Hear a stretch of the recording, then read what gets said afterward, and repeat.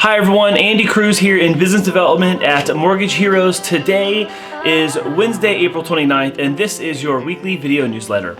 Today I wanted to talk about a few things that have happened since the last time we talked and also kind of reinforce something that we had already discussed.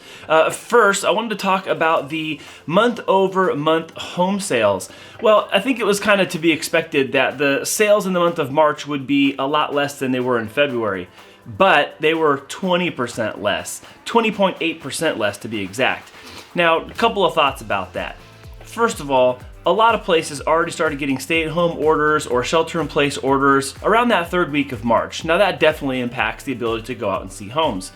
You also started seeing at the end of March, people getting furloughed, laid off their jobs, and then maybe if they were looking to purchase a home, now they have to take a second look at that and determine if they could qualify or not, or even if that was the right decision to make at this time. And then, of course, you just have the uncertainty, which is spoken in some cases and unspoken in others, but it still exists. And uncertainty can be a really, really big driving force when it comes to people buying and selling homes. Someone who's uncertain about their future financially, someone who's uncertain about their future on whether they should move out of state or into state. Someone uncertain about their future because they don't know what their health is going to look like. There's a lot of variables beyond the numbers that funnel into a result like seeing 20% of home, 20% decline in home sales month over month from February to March. So I only mention that to remind us that the number can say one thing, but we have to think of what's causing that number to be that thing, and then do a little bit of assessment and understanding of why it is that way. Now, that being the case, here's what I think is going to happen next. That's probably going to continue when you look at March to April and April to May. Now, when we look back in the rearview mirror and we see what sales look like in those months, it's likely that they're also going to be a little bit slow. What you have seen change is an uptick in online open houses, online previews of homes, and that we already talked about a couple weeks ago. There's a lot more virtual showings and virtual tours happening online right now, and a lot of companies have already started going in that direction, and then when the coronavirus hit, it just became a catalyst for really going all in on that direction, and you do see a lot of that activity still happening today. Even at the office today, we're still getting purchase offers accepted, and we're still doing purchase money loans. So that's an indication that things haven't necessarily stopped, but they definitely have slowed. I think that when we look back at April and May, we're going to see that it remained as slow as it was in March. I don't think it's going to actually slow down significantly more, but it'll probably stay around this rate and this pace until we find out that the local governments and state governments start easing and letting businesses open, people feel more secure about their job and their income, and people start making that next lifestyle choice of, do I want to stay in a packed, dense urban area, or do I want to move to the burbs? There's a huge topic going on in real estate right now about what are millennials going to do. There was at one point a lot of data driving home the idea that this communal living and this cohabitating was something that millennials were widely adopting and doing, but that's actually swiftly changing.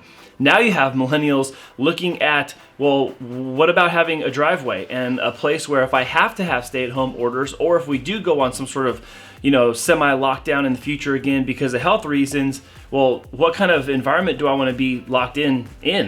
And that is something that has been more recently coming out, related kind of indirectly to home sales, but more as just a cultural shift of where the mindset and the mentality is going as we go day by day and week by week through this coronavirus season of life. The next thing I want to talk about, again, is forbearance. For those of you who have been able to make your mortgage payment, continue doing that. That's the best thing you could do.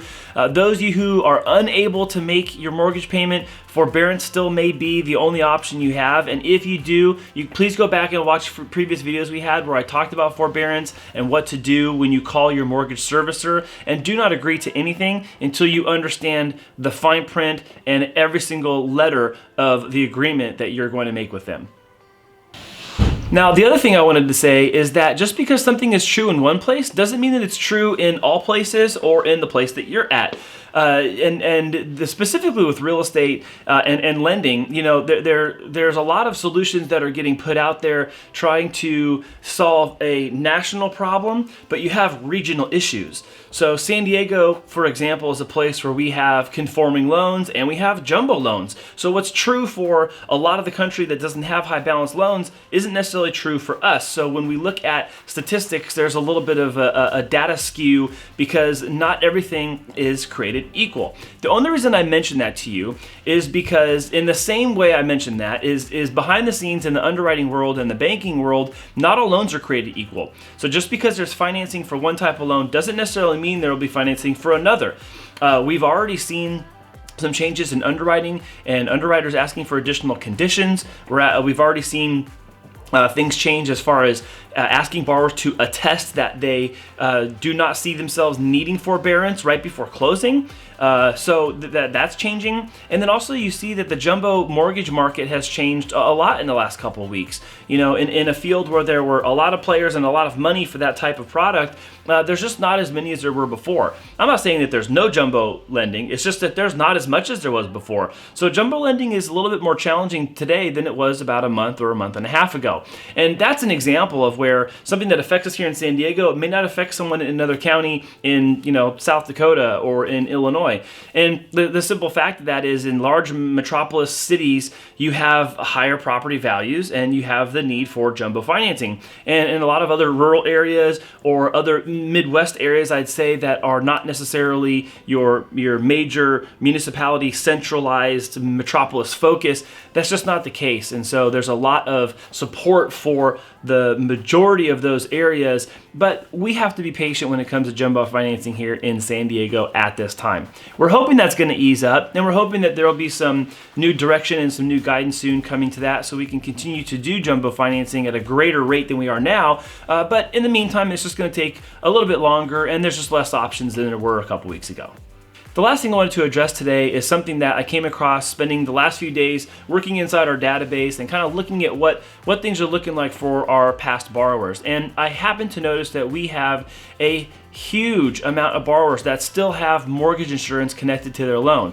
That could be because you had an FHA loan originally that required mortgage insurance, or maybe a conventional loan where you had less than 20% down and you had mortgage insurance. If it's been 2 or 3 years and you still have mortgage insurance, we need to take a look at what it might look like to refinance a rate and term to do two things. Reduce the rate that you currently have from what you got maybe 2 or 3 years ago.